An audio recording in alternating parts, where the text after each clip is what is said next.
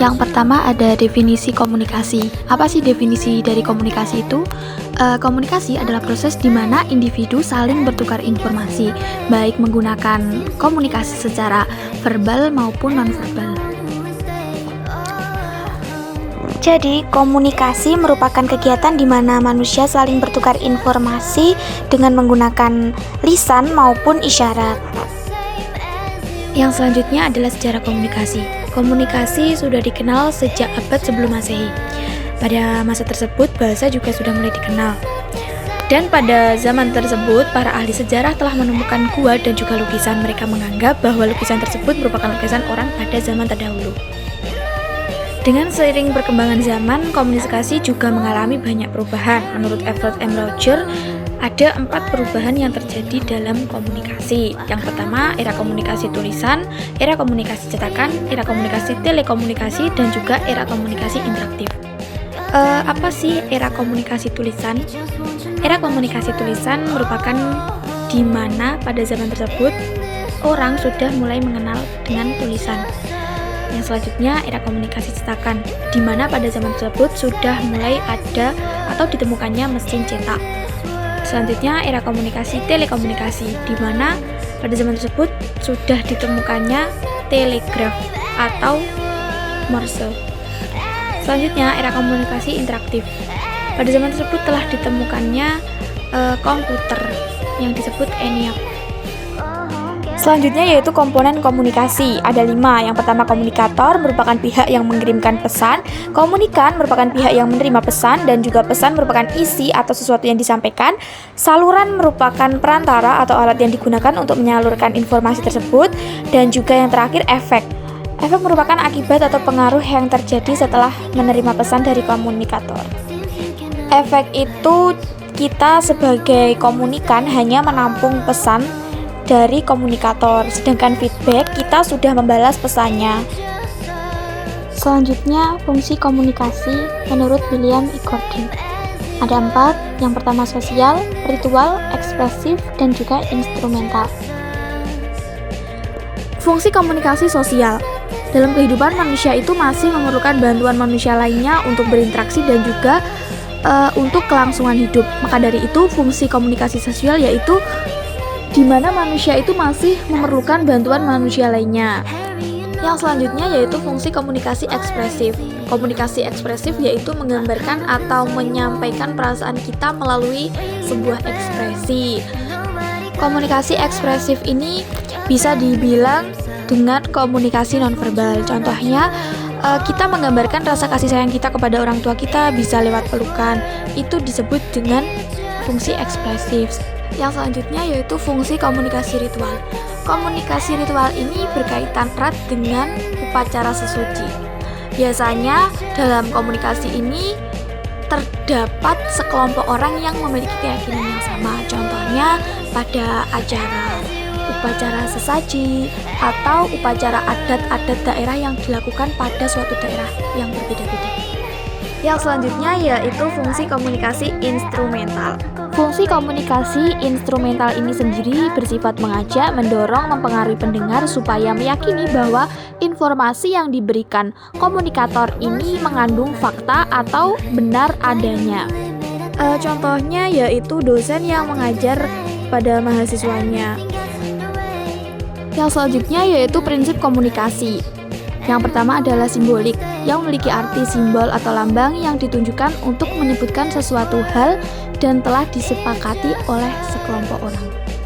Contohnya, kita mengisyaratkan angka 1 menggunakan jari telunjuk. Yang selanjutnya yaitu setiap perilaku mempunyai potensi komunikasi, yang memiliki arti bahwasanya setiap kita berkomunikasi tanpa adanya unsur untuk memberikan informasi, orang lain memaknai itu dengan komunikasi. Contohnya saat kita tersenyum, orang lain menafsirkan bahwa kita sedang bahagia. Kalau kita cemberut, orang lain memaknai kita sedang sedih atau marah. Yang selanjutnya yaitu komunikasi punya dimensi isi dan juga hubungan. Dimensi isi digambarkan sebagai verbal, sedangkan dimensi hubungan digambarkan sebagai non-verbal. Karena hubungan dengan apa yang dikatakan dan cara mengatakannya. Contohnya ketika kita berbicara dengan guru dan kita berbicara dengan teman, maka komunikasinya akan jauh berbeda. Yang selanjutnya yaitu komunikasi berlangsung dalam berbagai tingkat kesengajaan. Komunikasi dilakukan secara sengaja maupun tidak disengaja. Contohnya, ketika kita presentasi, maka itu merupakan sesuatu komunikasi yang direncanakan.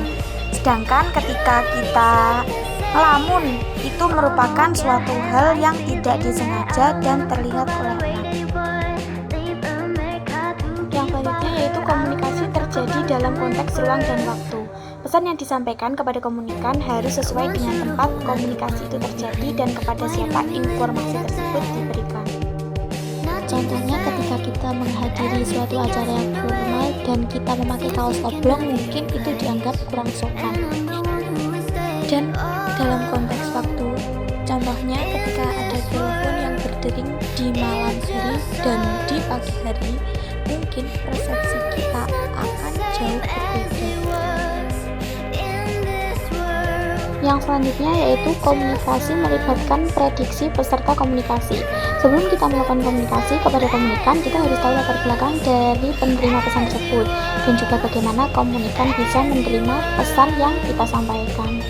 Contohnya, kita sebagai komunikator harus mengetahui latar belakang dari komunikan.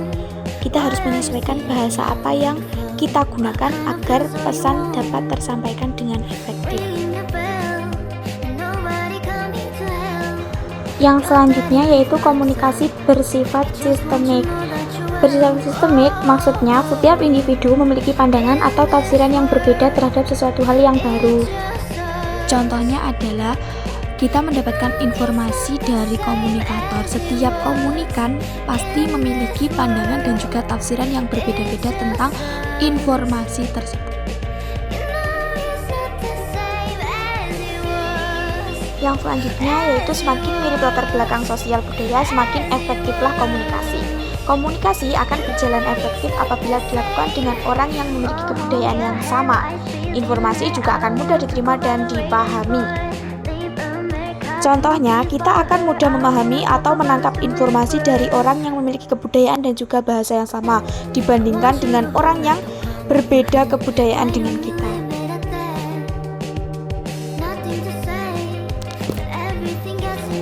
Yang selanjutnya yaitu komunikasi bersifat non-sekuensial.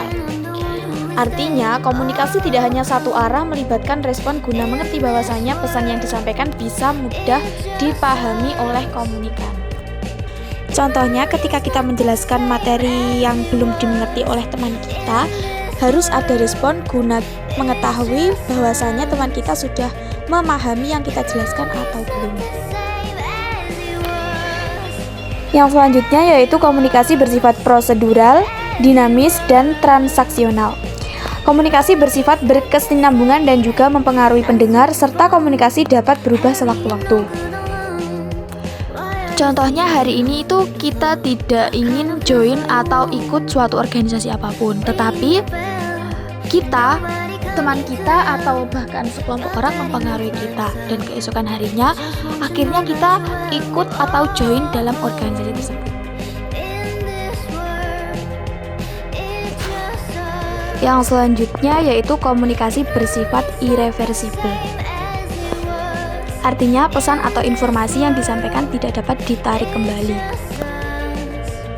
Contohnya, ketika kita melakukan kesalahan berupa omongan yang dapat menyakiti hati orang lain, mungkin permintaan maaf kita akan diterima, tapi orang tersebut akan selalu ingat bahwa kita pernah melakukan kesalahan itu. Jadi, pesan atau informasi yang kita katakan itu tidak dapat ditarik kembali. Yang selanjutnya yaitu komunikasi bukan panacea untuk menyelesaikan berbagai masalah. Komunikasi bukan obat menyelamatkan segala masalah. Salah satu contohnya yaitu kegiatan menawar barang. Pembeli sudah melakukan komunikasi agar dapat menawar barang tersebut, tetapi ketika sudah ada komunikasi tawar-menawar, sang pedagang tidak dapat menurunkan harga, dan akhirnya pun sang pembeli mengurungkan niat untuk membeli barang dagangan tersebut. Yang selanjutnya yaitu hambatan komunikasi. Ada 4, yaitu sosio, antropologis, ada semantik, mekanis, dan juga ekologis. Sebelum lanjut ke hambatan apa saja sih yang dapat mengganggu proses komunikasi, saya akan menjelaskan apa sih hambatan itu. Hambatan dalam komunikasi itu adalah gangguan yang dapat menjadikan suatu komunikasi tidak dapat berjalan dengan efektif. Hambatan yang pertama yaitu sosio-antropsikologis. Hambatan ini berkaitan erat dengan kondisi fisik atau jiwanya seseorang. Maka dari itu sebagai komunikator harus mempertimbangkan kondisi atau situasi yang terjadi dalam penyampaian suatu komunikasi. Hambatan yang kedua yaitu hambatan semantik. Hambatan yang terjadi karena perbedaan pemahaman makna.